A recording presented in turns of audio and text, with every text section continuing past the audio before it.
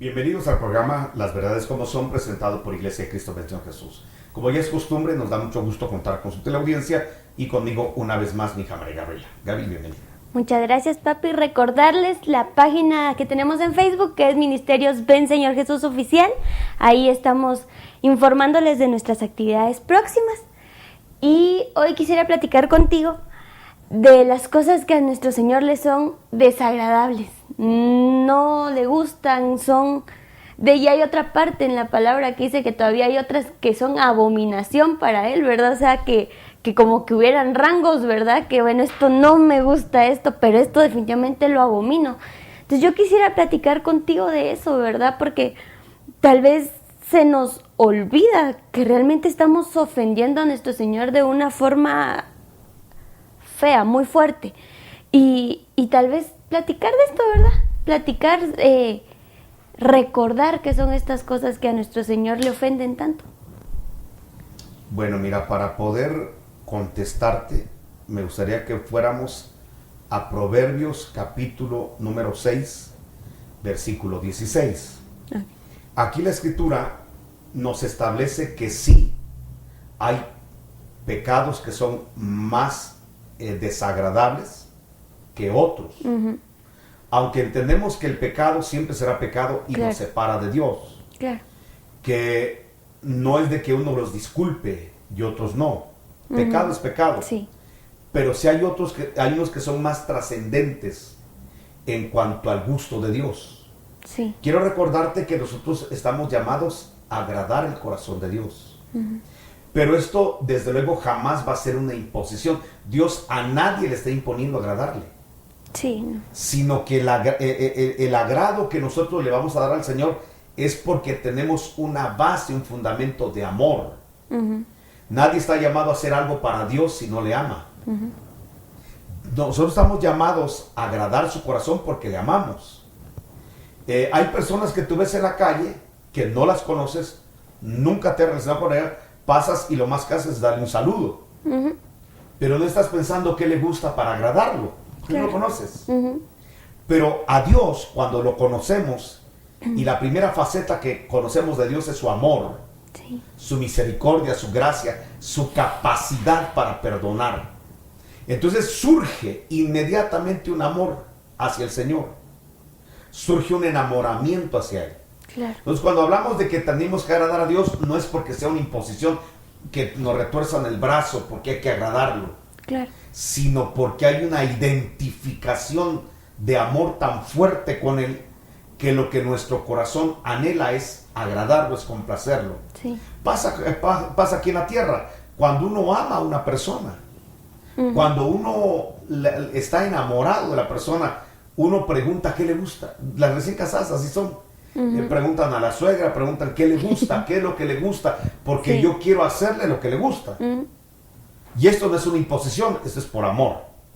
Entonces sería bueno que nosotros conozcamos lo que le gusta a Dios, uh-huh, y lo que no le gusta. Sí. Hay cosas que definitivamente le ofenden más que otras. Decía que buscáramos Proverbios 6:16, porque dice que hay 6 cosas que aborrece Jehová. Sí. Y la séptima, abomina su alma. Entonces hay rangos. Ajá. Hay cosas que aborrece, pero algo que no es abomina. Imagínate. O sea que crecemos. Sí. Si yo le preguntara a una persona, ¿qué cree usted que las 6 cosas que Dios aborrece? Creo que todos tendríamos diferente criterio de acuerdo a cómo hemos sido enseñados. Uh-huh. Y la pregunta, ¿y qué es la séptima? ¿Qué es lo que Dios de una vez abomina? Sí. Yo te aseguro que mucha gente pondría cierto tipo de pecados que a lo mejor no son. Mira lo que dice la Escritura. Dice que las 6 cosas que aborrece, dice en el verso 17, sí, a partir de ahí, los ojos altivos, la lengua mentirosa, uh-huh, el corazón que maquina pensamientos inicuos, los pies presurosos para correr al mal, el testigo falso que habla mentiras. Pero la séptima, la que abomina su alma, es el que siembra discordia entre hermanos. Uh-huh. No sé qué pecado te imaginaste, uh-huh, que era el más grande, pero aquí el más grande el que más aborrece a Dios, el que abomina su alma, es el hermano que siembra discordias entre hermanos. Qué ofensivo le ha de ser a Dios que peleemos entre hermanos. Qué ofensivo ha de ser a Dios que nosotros no estemos de acuerdo, no estemos en paz, sino que estemos en pleito, en guerra. Pero el que propicia esa discordia entre hermanos, ese de una vez que sepa que es abominable a los ojos de Dios, él, por haber provocado que dos personas se distanciaran, por haber permitido que dos personas se enemistaran, esa persona que sembró la discordia, que dejó la semilla, porque sembrar es dejar una semilla y luego retirarse.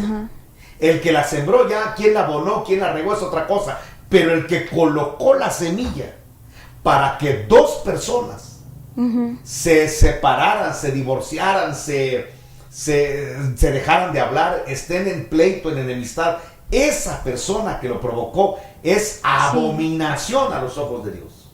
Qué fuerte. Sí. No estoy diciendo que el adulterio no sea pecado, claro. Sino que por favor nadie entienda eso, sí. Pero este pecado de poner una semilla de discordia entre hermanos, esto es peor que cualquier pecado. Aquí lo dice, la séptima es lo que de una vez el Señor abomina en su alma. Bueno, está fuerte, ¿no? Sí. Como para siempre ser sembradores de paz. De paz, claro. Para siempre ser reconciliadores de personas enemistadas. Para siempre ser personas que estemos contentos. Y eso pasa mucho en la élite de jóvenes. De repente en la gente que no entiende lo que es la amistad. Y entonces cuando tú tienes una amiga, hay personas que quieren que solo tú seas amiga de ella. Y si tú de repente tienes otra amiga o otro cuate por ahí, se molesta porque quiere toda la atención. Y entonces para que no tengas tú la atención a otras amistades, te siembra discordia. Para que solo ella sea la persona con la que te juntes, la persona con la que estés. Entonces habla mal de las otras personas. Mira, me dijo, me enteré que habló mal de ti. Cosas que son falsas. Y pone una semilla de discordia entre hermanos. Eso es abominación a Jehová. Bueno, vamos a ver, empecemos a ver lo que aborrece. Los ojos altivos. O sea que no sé cómo la gente que de repente dice, mire, yo lo único que tengo es así, soy bien orgulloso. Y lo dice con orgullo. Lo único. Caray. Y la verdad es que ese ojo altivo es la altivez. La altivez es sentirte mayor a otros. Pensar que los demás no tienen el valor que tú tienes. Pensar que los demás no saben lo que tú sabes. No poseen lo que tú posees. Y si alguien posee algo, lo de él siempre será menor que lo tuyo. Ver a la gente para abajo. Nunca aceptar que puede haber una persona que pueda tener una mejor bendición, una mejor prosperidad, un mejor desarrollo, sino que eso te genera molestia. Sí, tener esa molestia. Entonces, la gente altiva que mira para abajo, esa gente es la que Dios abomina. ¿Por qué? Porque tenemos que entender que si nosotros llegamos a encumbrarnos en algo, es porque Dios nos bendijo.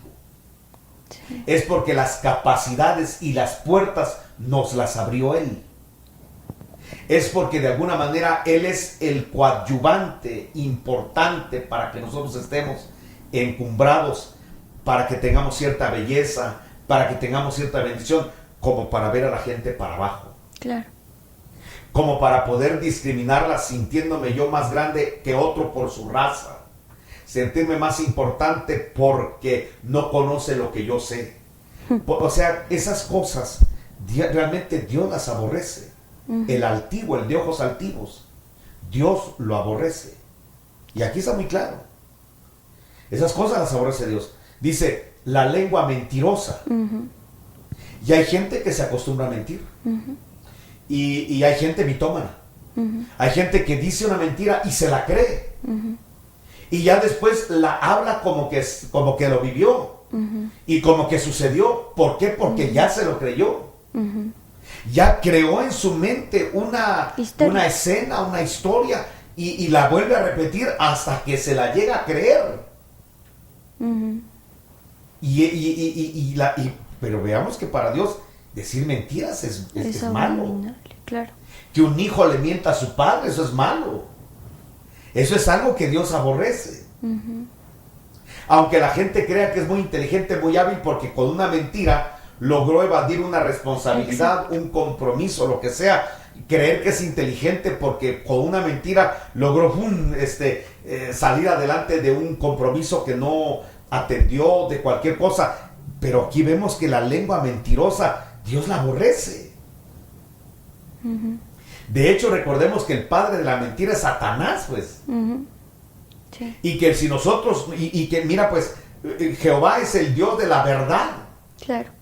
En él no hay tinieblas, no hay mudanza, no hay sombra de variación. Es el Dios verdadero, el Dios de la verdad. Jesús es el camino, es la verdad.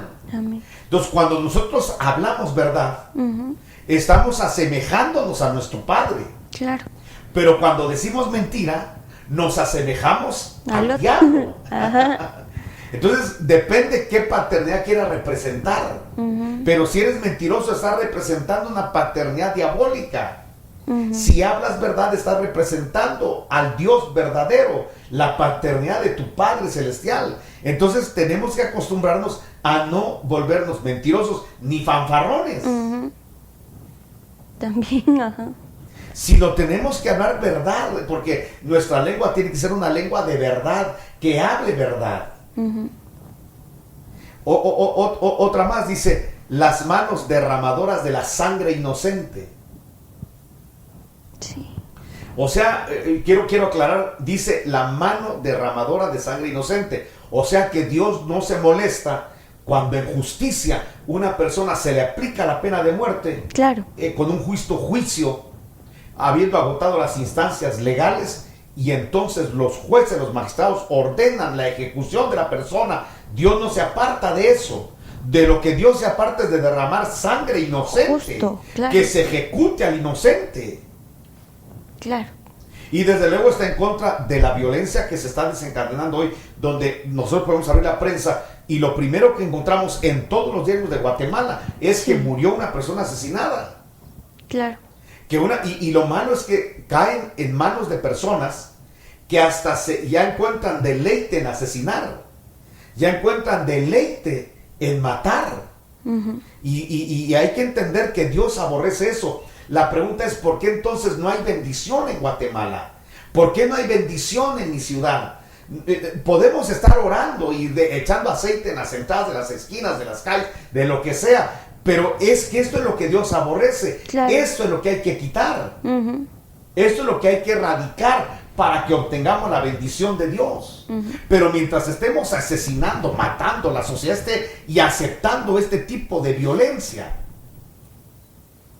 y de alguna manera es comprensible saber que haya una persona que haga justicia con su propia mano, pero lo interesante es que la Escritura dice que los siervos de Dios para ejecutar la espada, Romanos capítulo 13, son los magistrados, los jueces, no nosotros. Los jueces, claro. Por eso dice la Biblia, mía es la venganza. Si dejémosle la venganza en las manos del Señor, sí, pero Él tiene siervos para poder ejecutar la venganza, que son las instancias legales. Sí. El problema es cuando el juez se vende. El problema es cuando el sistema es fallido. Ese es el gran problema que tenemos. ¿Cómo vamos a tener bendición en este país cuando vemos manos derramadoras de sangre inocente? Claro. Cuando vemos que choferes, que ayudantes de choferes mueren porque no se les paga una extorsión. Entonces no tenemos una bendición en el país. Claro. ¿Por qué? Porque hay manos derramando sangre inocente. ¿Cómo va a haber bendición en este país cuando estamos aprobando como sociedad, legalmente no, gracias a Dios, pero como sociedad estamos avalando el aborto? Cuando se nos viene a parar aquel barco que se llama el barco de la muerte, donde ellos quieren llevar a cabo la práctica de los abortos. Y gracias a Dios los encargados de esto le dijeron que no y prohibieron que este barco atracara en nuestros puertos. Que eso fue algo maravilloso. ¿Por qué? Porque se está evitando más sangre derramada inocente. Claro. ¿Qué daño puede hacerle un hijo a su madre? ¿Qué daño le puede hacer a su padre un hijo? ¿Qué daño le puede hacer? Y se está derramando sangre inocente. A mí, bueno, lo del barco es un tema que lo saco en colación. Al final no entró y ese barco no hizo ninguna práctica de aborto en Guatemala ni en aguas guatemaltecas.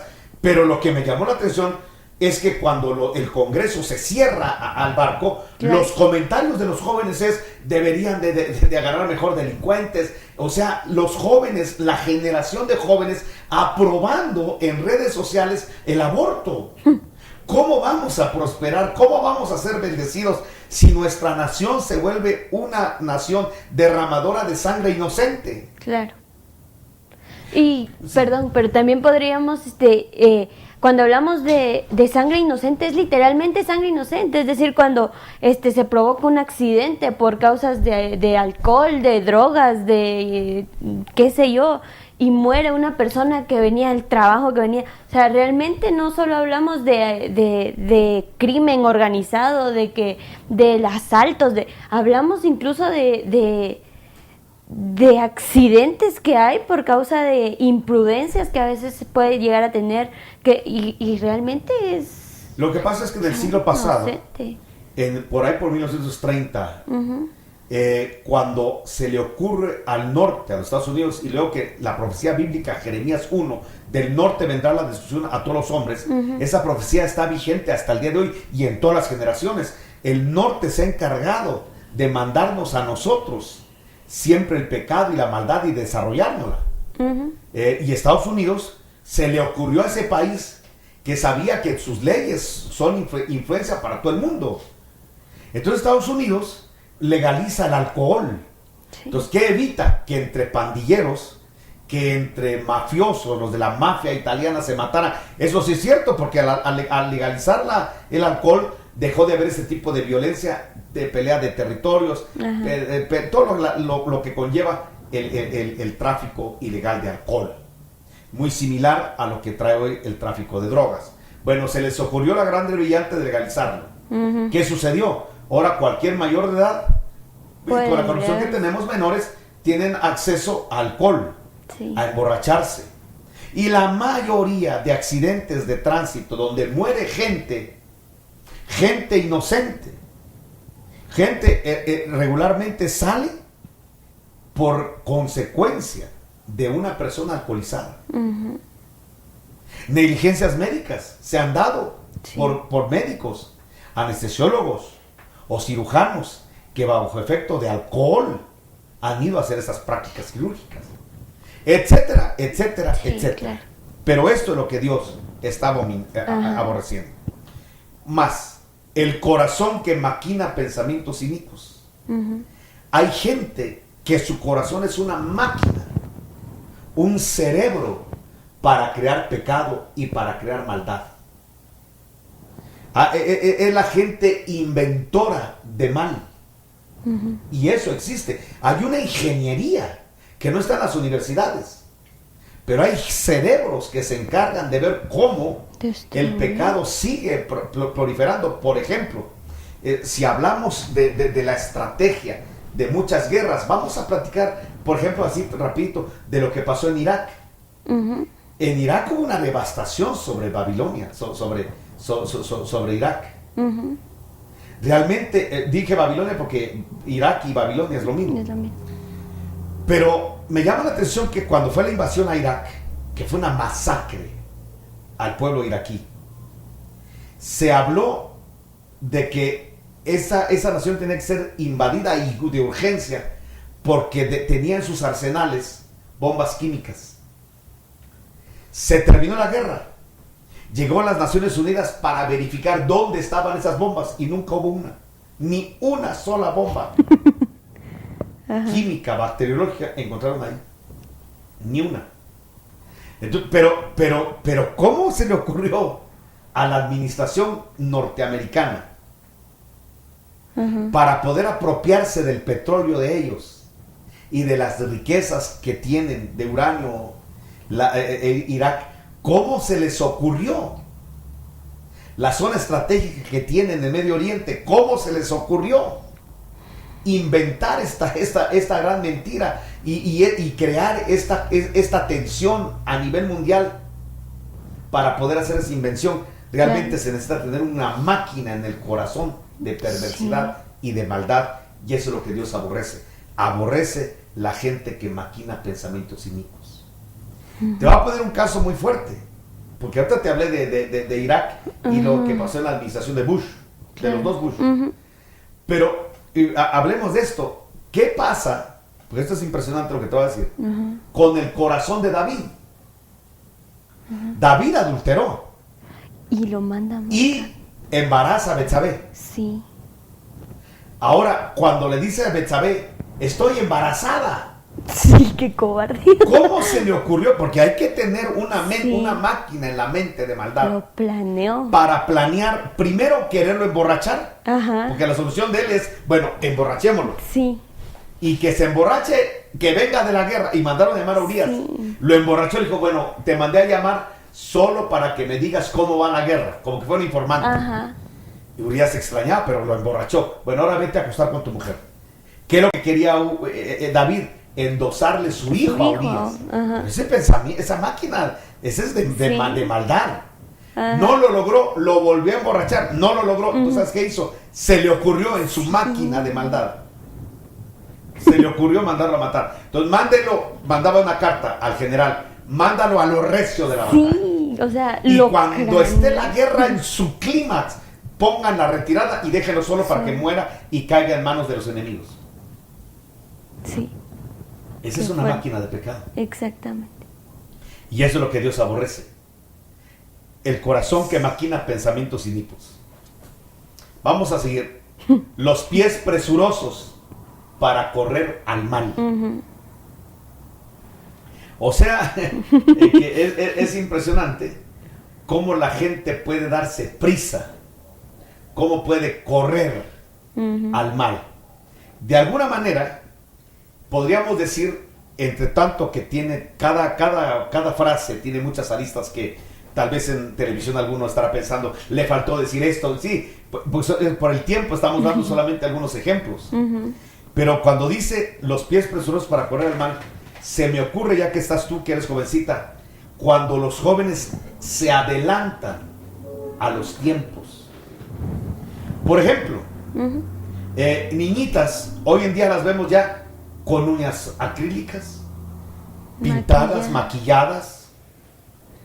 Eso no quiere decir que si una niña vive una vida normal, alejada de este tipo de vanidad, que no es su edad, no es su tiempo. Claro. Para empezar, le va a echar a perder su piel. Quiero aclarar que no estamos en contra del arreglo personal de la mujer. Después nos inventan lo que no decimos. Claro. Pero todo a su tiempo. Exactamente. ¿Por qué maquillar como una jovencita a una niña? Exacto. ¿Por qué arreglar a una niña si su edad es de niña, se entiende es niña? ¿Por qué adelantarla al tiempo y ponerla como que fuera una mujer? Claro. La verdad que muchas se ven mal.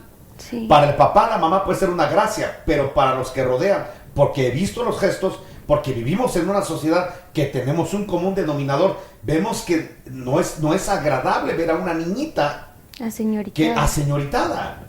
Exacto. Eso de adelantar tiempos es un problema. Claro.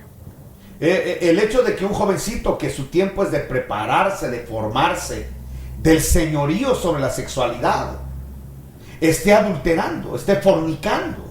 Y digo adulterando porque lamentablemente hay mucha mujer divorciada, mucha mujer dejada sola, que está siendo amante de jovencitos. Estamos en una sociedad en la que por los embarazos tan tempranos que hay, los papás, hace unos años, ahorita gracias a Dios ya dicen que no se casen, pero tiempo atrás los casaban, y entonces tenemos jóvenes de 25 años que tienen hijos y están casados, pero ya no viven juntos, pero de todos modos, entonces conocemos a una persona y resulta que es una persona ya con un pasado completo, y como no vive, como no, tengo amigos, tengo amigas que de repente somos novios y de repente, híjole, tiene hijos y tiene, pero, ¿me entiendes? Ya Entonces caemos realmente tenemos la gente juventud, vivida exactamente. a cortas edades, por lo que me estás diciendo. Exacto. Ya 25 años, de repente, quiero confesarte que me veo joven, pero ya tengo 2 hijos. Exactamente. Y a veces hasta con diferentes mujeres. Exactamente. Porque se ha corrido presurosamente en la vida. Exactamente. Y no se han vivido los tiempos. Cuando la música, que es un buen ejemplo, la música se maneja en base a tiempos.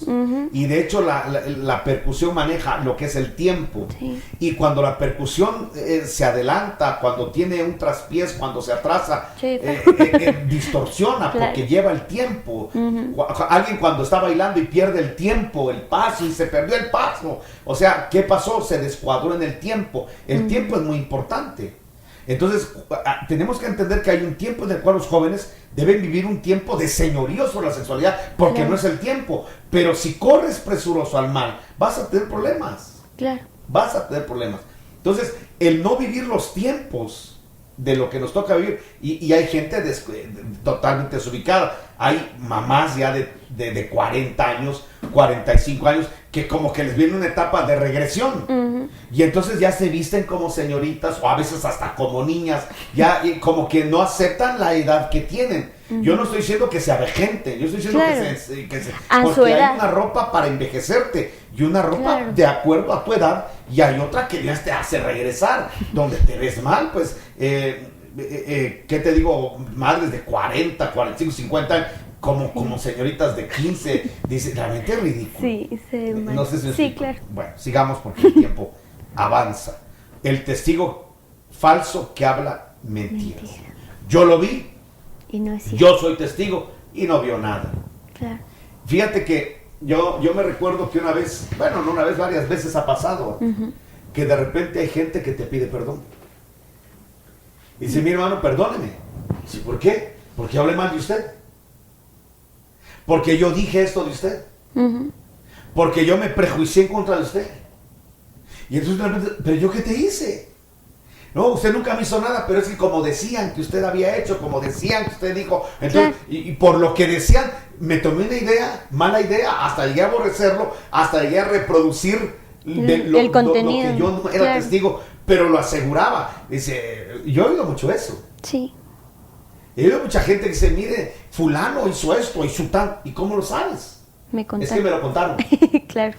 Si tú no lo viste, si no eres testigo ocular, no tendrías ningún derecho de hablar. Sí. No eres testigo. Testigo es el que estuvo presente en el momento de los hechos. Ese es un testigo.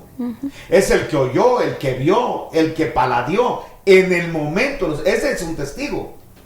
Y podría ser llamado como testigo.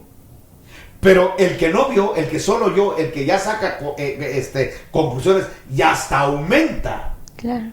Y hasta ya le pone los ingredientes de la escena Se que se está imagina. imaginando. Exacto.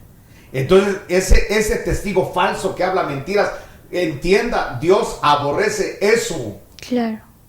Es que mi fuente es confiable. No hay fuentes confiables. No podemos ser testigos de lo que no hemos visto, oído, probado, gustado. No podemos ser testigos de eso. Porque si lo hacemos, nos convertimos en personas que nuestras acciones son aborrecibles a los ojos de Dios. Y la última, ¿verdad? Que ya la habíamos hablado, el que siembra discordia entre Sí, hermanos. Entonces, esas cosas, mija, son las cosas que te puedo resumir, Claro. porque aquí la resume la Escritura, las que Dios aborrece. Amén. ¿Vas a decir algo? No. Bueno, pues amigos Perfectamente televidentes, el tiempo se nos ha ido.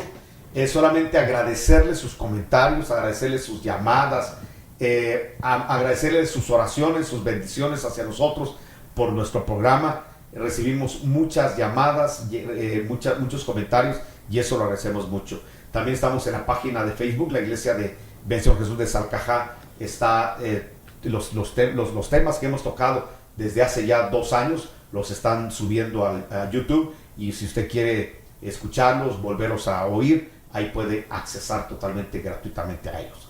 Este es el programa Las Verdades Como Son, presentado por Iglesia de Cristo Bendición Jesús, donde los estamos esperando con los brazos abiertos. Dios les bendiga.